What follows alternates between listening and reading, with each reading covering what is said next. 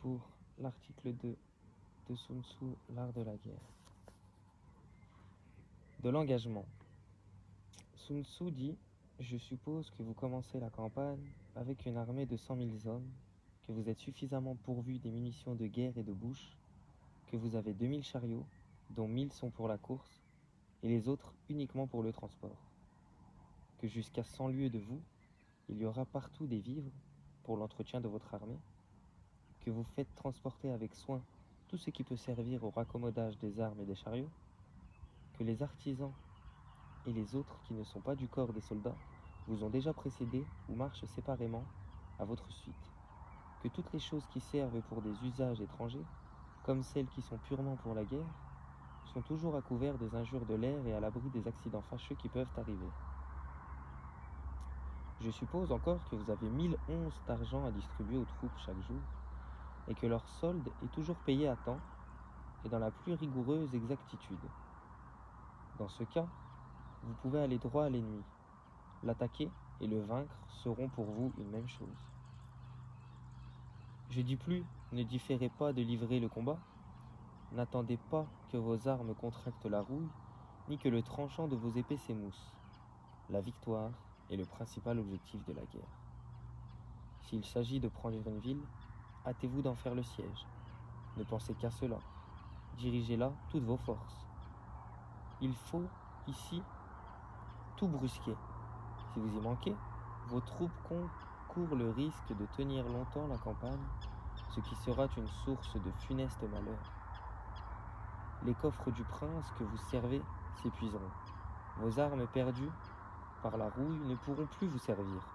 L'ardeur de vos soldats se ralentira, Leur courage et leur force s'évanouiront, les provisions se consumeront, et peut-être même vous trouverez-vous réduit aux plus fâcheuses extrémités. Instruits du pitoyable état où vous serez alors, vos ennemis sortiront tout frais, fondront sur vous et vous tailleront en pièces. Quoique, jusqu'à ce jour, vous ayez joui d'une grande réputation, désormais, vous aurez tout perdu.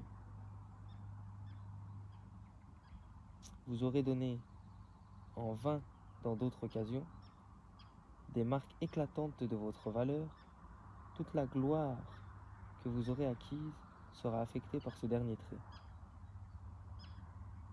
Vous aurez perdu la face.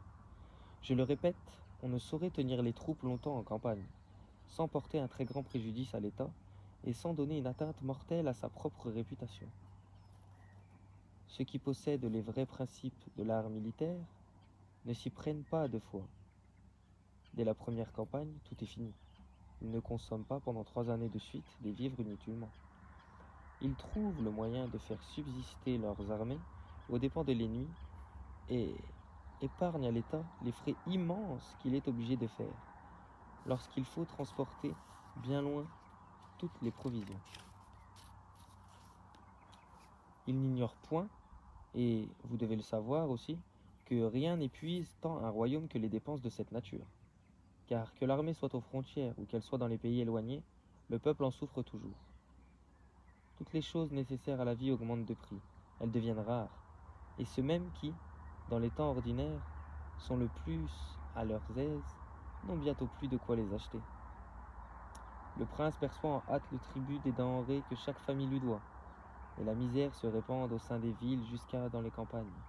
Des 10 parties des villes, des 10 parties du nécessaire, on est obligé d'en retrancher 7. Il n'est pas jusqu'au souverain qui ne ressente sa part des malheurs communs.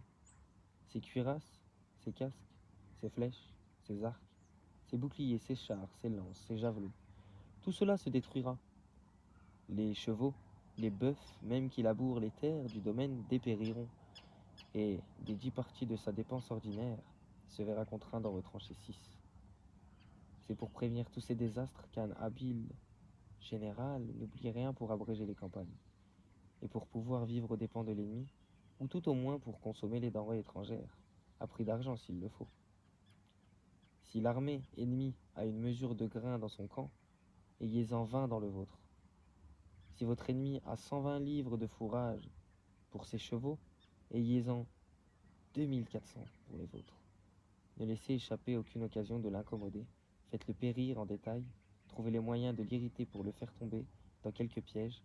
Diminuez ses forces le plus que vous pourrez, en lui faisant faire des diversions, en lui tuant de temps en temps quelques parties, en lui enlevant de ses convois ses équipages, et d'autres choses qui pourront vous être de quelque utilité. Lorsque vos gens auront pris sur l'ennemi au-delà de 10 chars, commencez par récompenser libéralement tant ceux qui auront conduit l'entreprise que ceux qui l'auront exécutée. Employez ces chars aux mêmes usages que vous employez les vôtres, mais auparavant, ôtez-en les marques distinctives qui pourront s'y trouver. Traitez bien les prisonniers, nourrissez-les comme vos propres soldats. Faites en sorte, s'il se peut, qu'ils se trouvent mieux chez vous qu'ils ne le seraient dans leur propre camp ou dans le sein même de leur patrie. Ne les laissez jamais oisifs. Tirez parti de leur service avec les défiances convenables. Et pour le dire en 2 mots, conduisez-vous à leur égard comme si elles étaient des troupes qui se fussent enrôlées librement sous vos étendards.